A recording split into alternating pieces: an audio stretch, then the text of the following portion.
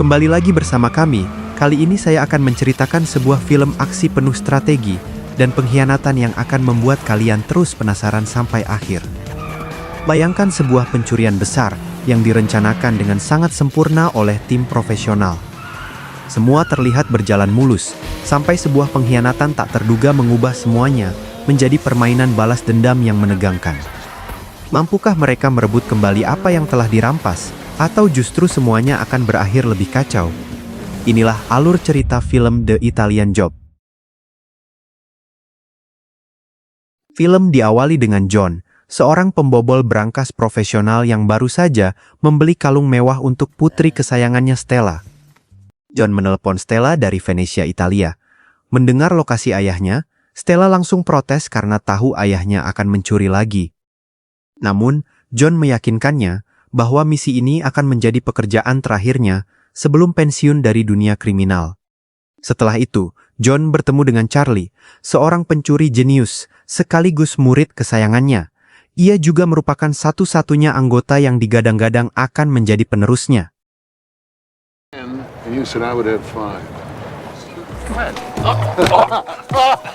Walau jarak usia mereka jauh, keduanya begitu akrab seperti bapak dan anak. Pertemuan itu dilakukan untuk memulai misi yang telah mereka persiapkan selama 3 bulan terakhir, yaitu mencuri batangan emas senilai $35 juta. Mereka pun bertemu dengan anggota lain. Di sini kita juga diperkenalkan dengan para anggota tim perampokan. Ada Rob yang diperankan oleh jagoan kita semua, Jason Statham, Lyle si ahli komputer, dan Mansur sang ahli ledakan. Sementara itu, Steve, anggota yang bertugas membobol masuk, sudah berada di dalam rumah target yang dijaga ketat oleh tentara bayaran. Di sisi lain, Lyle yang merupakan seorang hacker berhasil meretas seluruh sistem keamanan rumah tersebut. Namun, mereka harus bekerja cepat karena hanya memiliki waktu 45 menit sebelum sistem keamanan kembali aktif secara otomatis.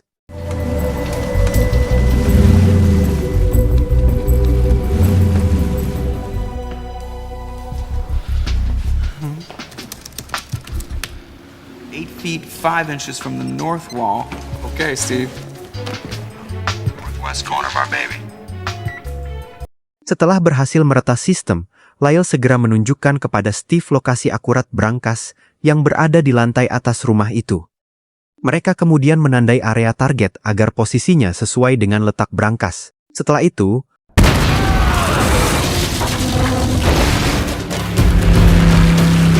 sementara para gangster Italia segera mengejarnya. Terjadilah aksi kejar-kejaran penuh adrenalin di Sungai Venezia.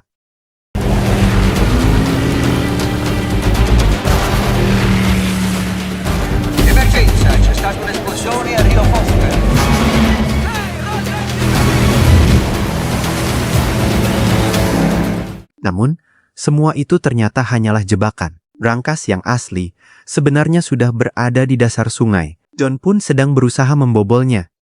Namun, menurut perhitungan Charlie, mereka hanya memiliki waktu 7 menit sebelum polisi tiba di lokasi. Sementara itu, Rob dan Lyle terus memancing perhatian para gangster.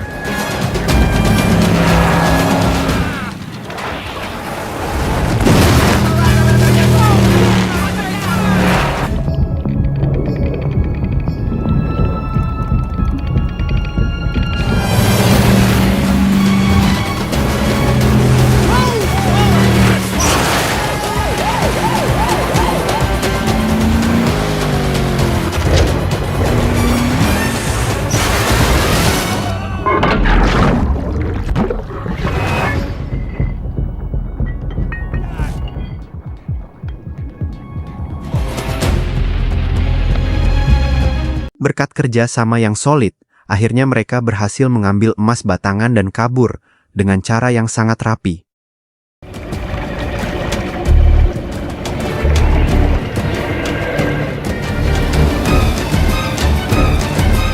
John dan komplotannya kemudian berkumpul di pegunungan es untuk merayakan keberhasilan mereka. Di tengah suasana santai, John memuji Charlie karena rencananya begitu jenius hingga layak dikenang sebagai salah satu pencurian paling bersih, bahkan tanpa satu pun baku hantam. Terlihat raut bangga terpancar dari wajah John. Sementara itu, Rob dan anggota geng lainnya sibuk membahas apa yang akan mereka beli. Mulai dari Rob yang ingin membeli mobil Aston, Mansur yang ingin membeli rumah mewah, Lyle yang ingin membeli sound horeg, sementara Steve masih bingung ingin membelanjakan bagiannya untuk apa.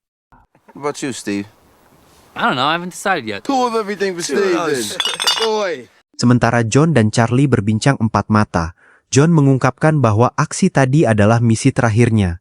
Ia bertekad pensiun dan menghabiskan lebih banyak waktu bersama putrinya, Stella. Sebelum menutup pembicaraan, John memberi nasihat kepada Charlie agar tidak terjebak di dunia pencurian dan menikmati hidup layaknya orang normal bersama pasangan. You kid, you did really great. Thanks, Jim.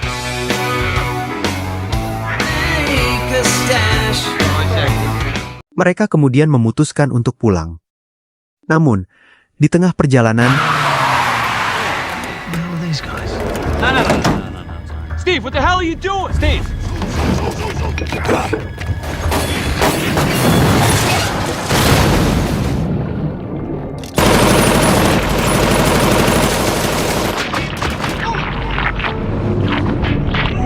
tanpa disangka-sangka, ternyata Steve berkhianat dan ingin menggasak semua emas itu sendirian.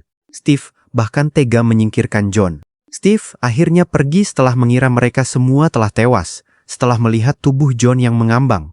Padahal, Charlie dan anggota tim lainnya berhasil selamat dengan terus menghirup oksigen hingga situasi benar-benar aman. Betapa terpukulnya mereka atas kematian John, terutama Charlie yang sangat dekat dengannya, dan bahkan sudah menganggap John sebagai ayah sendiri.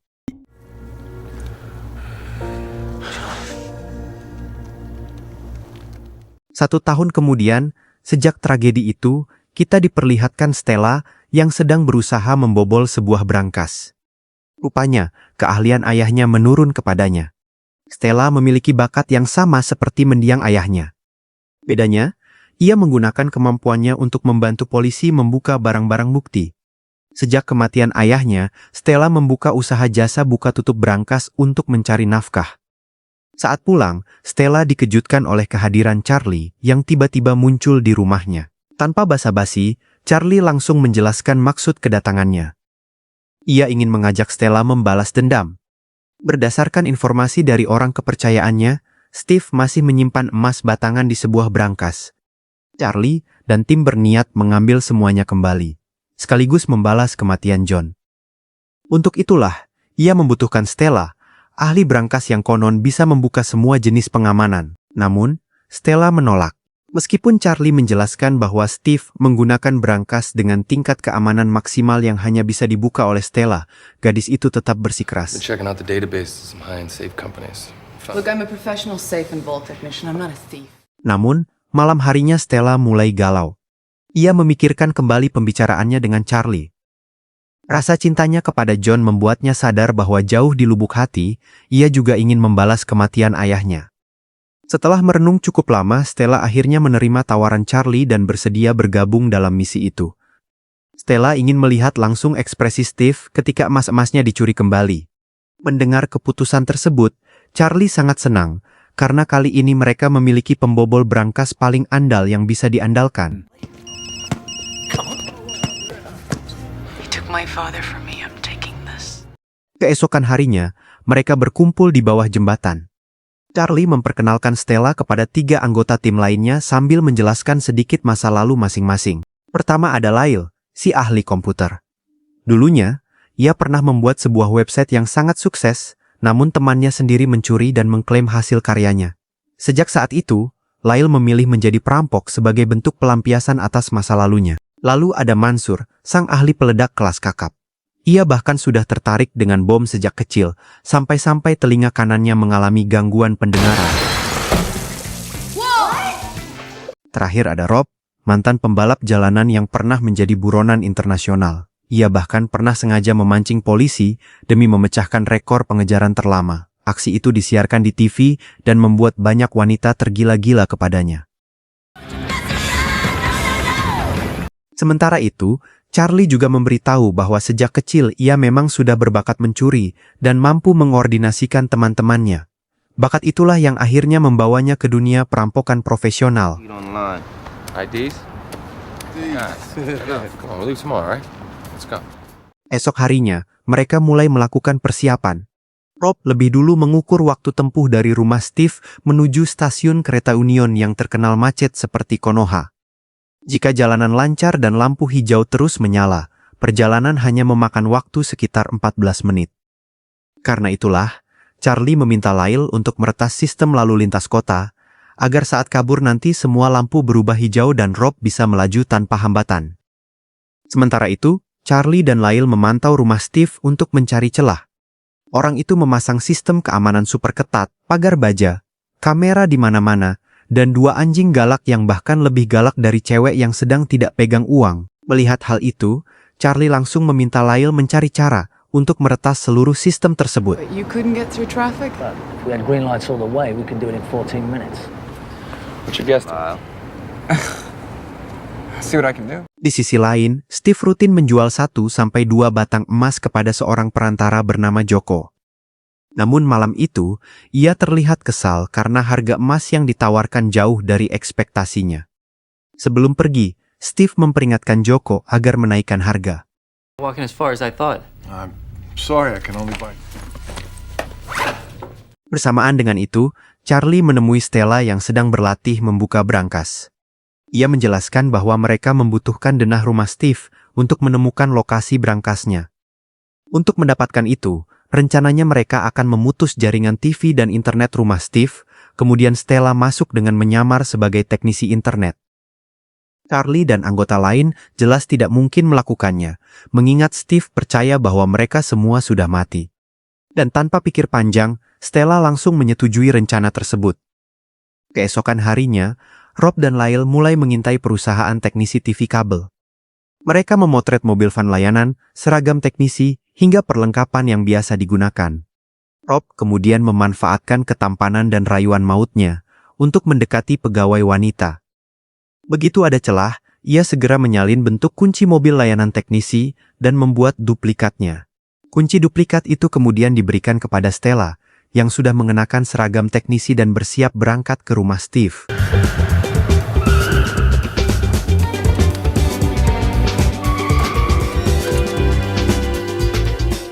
Sementara itu, Lyle memutus sambungan internet di rumah Steve.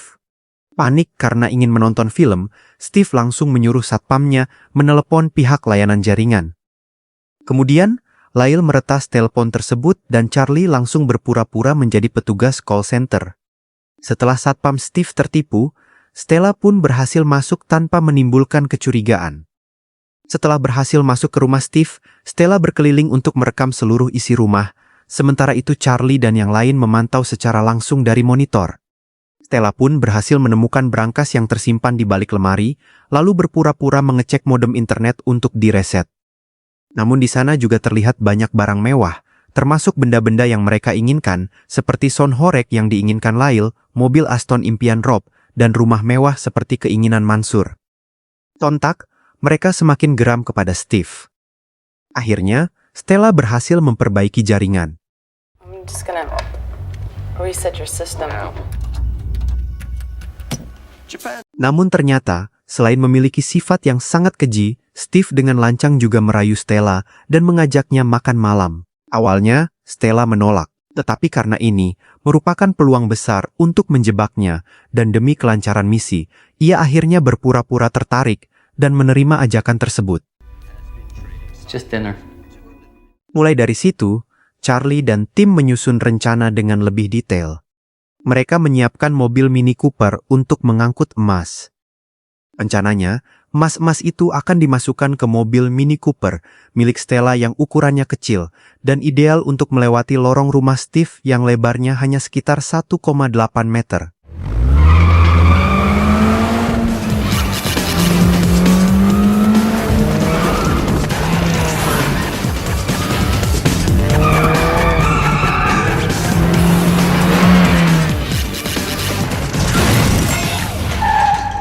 Setelah melakukan simulasi pengangkutan emas dan mengetahui bahwa mereka membutuhkan 32 detik untuk keluar dari rumah Steve, Charlie menyadari bahwa satu Mini Cooper tidak cukup menampung berat emas. Karena itu, ia menambah 2 Mini Cooper lagi dan meminta bantuan montir kenalan Rob yang bernama Peter untuk menguatkan suspensi serta meningkatkan tenaga kendaraan. Sementara itu, Mansur mempersiapkan bahan peledak, sedangkan Lyle berusaha membobol sistem lalu lintas supaya mereka tidak terhambat oleh polisi.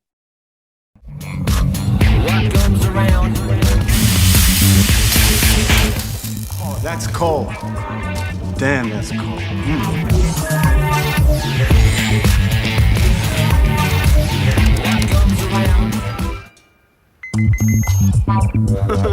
What do you got?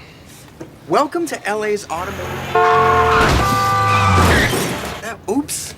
Wow, but it's awesome. Is that not awesome? Change it back. We right now, Charlie.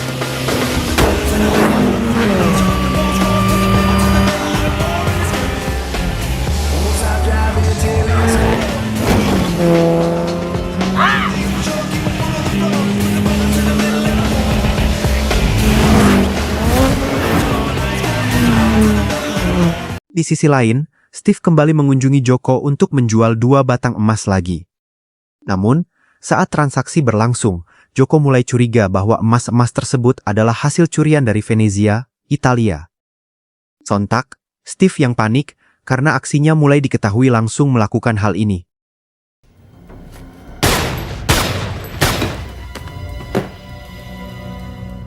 Tak lama kemudian, sepupu Joko seorang mafia Ukraina bernama Maskov, datang dan terkejut saat mendapati sepupunya sudah meninggal. Di sisi lain, Charlie dan Mansur mendatangi kenalan lama Charlie bernama Maui, seorang penyedia barang-barang langka dari pasar gelap. Di sana, mereka memesan berbagai bahan kimia untuk membuat bahan peledak. Sementara itu, Maskov terlihat murka setelah mengetahui sepupunya ditembak mati. Sebagai keluarga, Maskov berniat membalas kejadian tersebut. Dari keterangan saksi di toko Joko, Maskov mengetahui bahwa sebelumnya ada seorang pria berbadan besar dan berambut panjang yang menanyakan soal emas milik Steve. Maskov dan anak buahnya langsung menyadari bahwa orang itu adalah Maui. Mereka pun segera mendatanginya. Dalam kondisi terdesak saat diinterogasi, Maui akhirnya mengaku bahwa ia menanyakan soal emas tersebut atas permintaan Charlie. Di waktu yang sama, Charlie dan tim bersiap untuk masuk ke rumah Steve. Namun, nasib kurang berpihak pada mereka. Tetangga Steve justru sedang mengadakan pesta ulang tahun besar-besaran. Tamu undangan yang membludak membuat misi menjadi mustahil dilakukan. Jika tetap dipaksakan, akan ada terlalu banyak saksi mata. Untuk sementara, Stella tetap menjalankan rencana dengan pergi berkencan bersama Steve, dengan harapan bisa membuka peluang pertemuan berikutnya. Setelah makan malam selesai, tanpa sadar Stella mengucapkan kalimat yang dulu sering diucapkan ayahnya. Seketika, Steve mulai teringat bahwa John memiliki seorang anak perempuan. Dan pada akhirnya, Stella tidak bisa lagi mengelak dari kecurigaan Steve. It's John Bridger. I knew that there was something familiar about you. Charlie dan tim pun akhirnya muncul di hadapan Steve. Seketika, Steve terkejut bukan main. Selama ini, ia yakin bahwa Charlie dan timnya sudah tewas bersama John.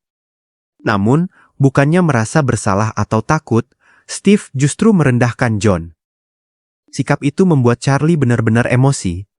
Sepulang dari sana, Charlie menghampiri Stella untuk menenangkannya yang masih kesal dengan ucapan Steve. Charlie juga mengatakan bahwa John selalu memikirkan Stella, kapanpun dan dimanapun. Bahkan, John sering membanggakan Stella di depan anggota timnya. Mendengar hal itu, Stella pun kembali tersenyum. Too valuable. Okay. Keesokan harinya, Charlie mendapatkan kabar buruk dari Maui bahwa Maskov, mafia Ukraina, sedang mencarinya dan berniat menghabisinya. Namun, Charlie memilih untuk tidak memikirkan hal itu terlebih dahulu. Ia lebih fokus menyusun ulang rencana pembalasan. Di tengah diskusi, Lyle memberitahu bahwa Steve telah memesan kendaraan lapis baja. Artinya, Steve mulai panik dan berencana memindahkan emas-emasnya. Tidak ingin kehilangan jejak, Charlie langsung bergerak untuk menggagalkan rencana tersebut. Ia menyuruh Mansur memasang bahan peledak di sebuah terowongan yang akan dilewati Steve. Kemudian, Peter bertugas menutup akses jalan. Sementara itu, Lyle tetap menjalankan tugasnya untuk mengacaukan sistem lalu lintas.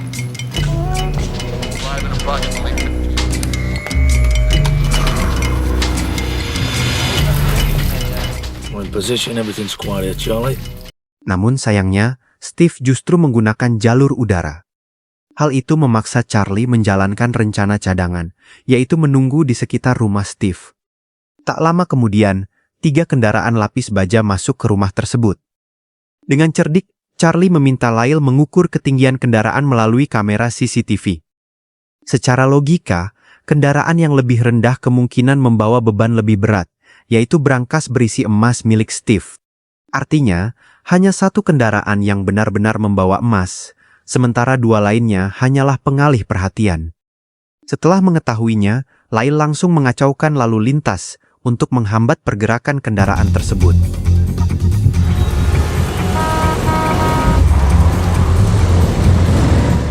Melihat situasi mulai tidak terkendali, Steve berusaha mencari cara untuk menggagalkan rencana Charlie. Namun, Charlie dan tim terus melanjutkan aksi mereka. Saat kendaraan lapis baja nomor 128 melewati 3 Mini Cooper, Charlie dan tim langsung tancap gas menuju stasiun terdekat. Mereka harus mendahului kereta dan masuk ke jalur rel sebelum kereta kembali bergerak. Lyle kemudian mematikan sistem kereta untuk menutup jalur dan mengamankan area.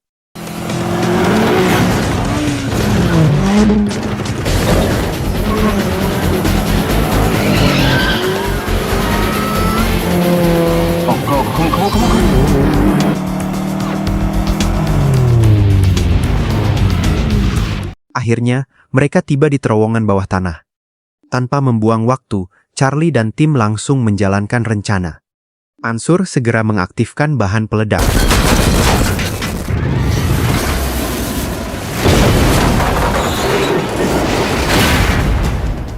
Sontak, Steve memerintahkan anak buahnya untuk mencari jalan masuk ke dalam terowongan. Di sisi lain, Charlie dan tim menghadapi masalah baru.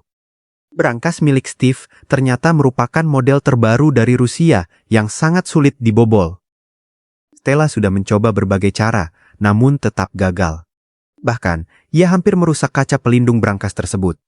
Padahal, ia sudah menggunakan teknologi canggih. Akhirnya, Stella memutuskan menggunakan cara ayahnya, mengandalkan insting, keyakinan, dan ketenangan.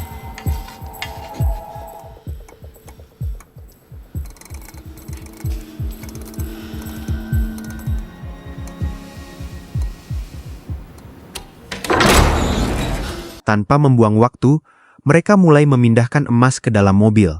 Namun, situasi kembali memburuk. Anak buah Steve berhasil menemukan akses menuju terowongan. Mau tidak mau, Charlie dan tim harus segera pergi.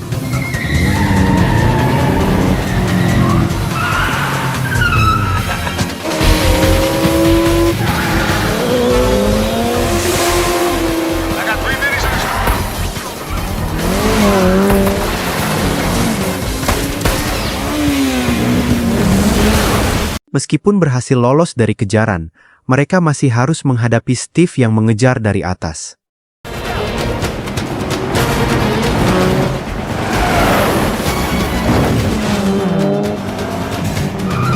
Where are you going?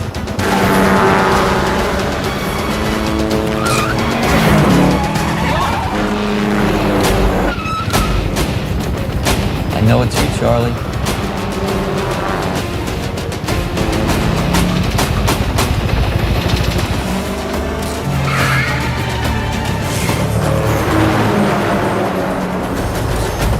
Nice move, Steve.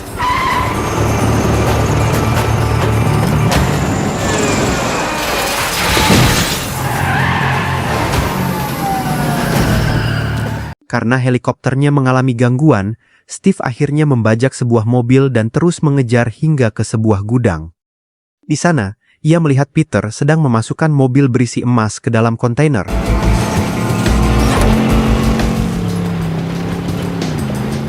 Dalam kondisi terdesak, Steve mencoba mendekati Peter secara diam-diam dan menyuapnya dengan sejumlah uang agar bisa ikut masuk ke dalam kontainer. Peter pun menerima uang tersebut. Namun ternyata, itu semua adalah jebakan yang sudah disiapkan oleh Charlie. Bahkan, tanpa disadari, Charlie telah bekerja sama dengan mafia Ukraina dan memberitahu bahwa pelaku yang menghabisi sepupu Maskov adalah Steve. Akhirnya, Steve pun terpojok dan tidak bisa berbuat banyak. Sebelum diserahkan kepada mafia Ukraina, Stella memutuskan untuk menuntaskan rasa sakit hatinya dengan cara yang lebih elegan. Dengan itu, mereka akhirnya berhasil membalas atas kematian John. Tidak hanya itu, mereka juga berhasil merebut kembali emas yang sebelumnya dicuri oleh Steve. Di akhir cerita, Charlie dan kawan-kawan menggunakan hasil dari penjualan emas tersebut untuk mewujudkan impian masing-masing. Rob akhirnya membeli mobil Aston impiannya. Mansur membangun rumah di Spanyol. Sementara itu, Lyle mewujudkan keinginannya dengan membeli Son Horeg yang sudah lama diincar. Di sisi lain, Charlie memilih untuk menghabiskan sisa hidupnya dengan lebih tenang bersama Stella. Dan disitulah kisah ini pun berakhir.